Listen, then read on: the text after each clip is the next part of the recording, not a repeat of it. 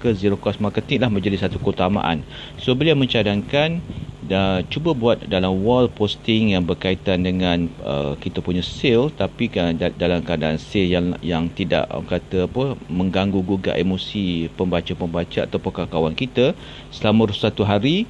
Pastikan masa yang kita post masa yang sesuai, dan kita berbicara yang berkaitan dengan sebagai seorang manusia, bukan seorang salesman ataupun orang yang kerja nak menjual sahaja. Okey, bagi beliau maknanya FB ni dia dah banyak berubah. Kalau dulu personal FB ni dah dijadikan oleh orang untuk menjual, tapi sekarang ni tak.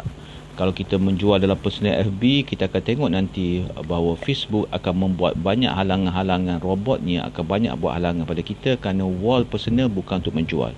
Untuk menjual nanti pada page. Tapi wall personal ni adalah satu jambatan yang kita gunakan supaya orang-orang yang berminat dengan produk dan servis kita akan pergi ke page kita nanti, dan di sana nanti mereka akan menilai sebenarnya mereka nak membeli atau tidak.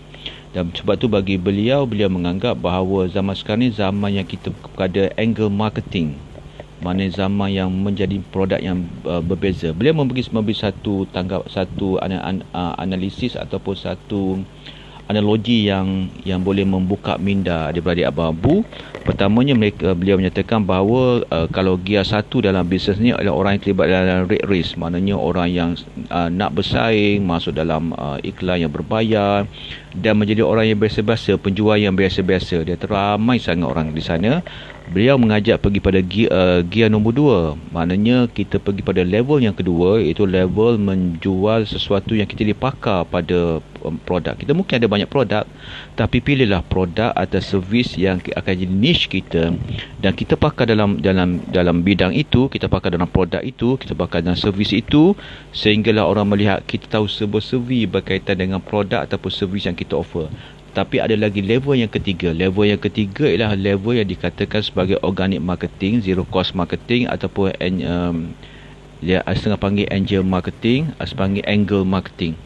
Maknanya kita bercerita tentang satu fungsi produk yang menyebabkan orang tertanya-tanya dan menyebabkan orang nak tahu dengan lebih mendalam. Kita buat satu offer yang kadang-kadang orang nampak tak masuk akal, tetapi dia merupakan satu letupan, satu perbicaraan yang akan dibicara sentiasa oleh pelanggan-pelanggan kita, dan mereka ingin tahu lebih, nak tahu lebih apa yang kita maksudkan.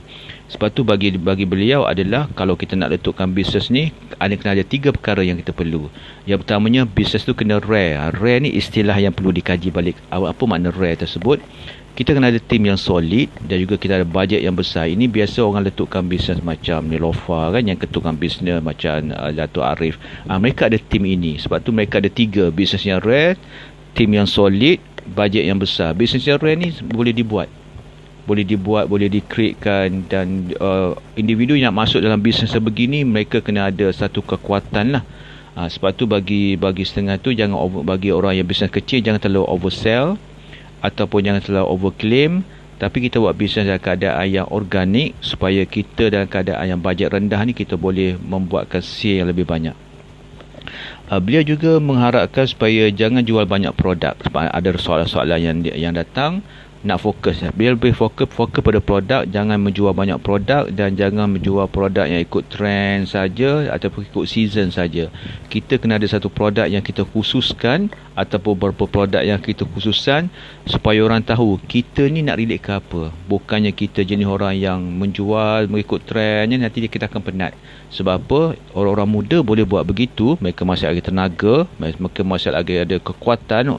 Tapi bagi yang dah berumur 30, 40, 50 ni, maka kena sedar dirilah bahawa kena mula fokus. Jangan cari produk yang kita fokus. Apa produk itu tersebut?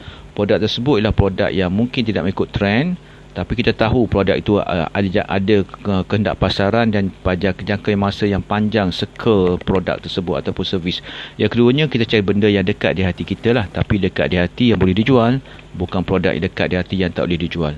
Dan akhir sekali, beliau memberikan bahawa dalam bisnes ni ada 2 tali. Pertamanya tali teknikal, berkaitan dengan produk, berkaitan dengan tool, dengan kemahiran, dengan ilmu. Tapi ada satu lagi tali yang kita tak boleh lupa, ialah tali kerajaan Allah. Maknanya apa saja yang kita buat ini, kita kena rapat balik relate dengan Allah SWT, sebab Allah punya kuasanya sendiri sama ada nak membenarkan berlaku atau tidak, dan kita mahu Allah sentiasa bersama dengan kita. So beliau-beliau memberi cadangan untuk supaya memegang tali yang kuat ini. Pertamanya, pastikan bahawa kita mempunyai kehidupan yang bagus, yang gembira.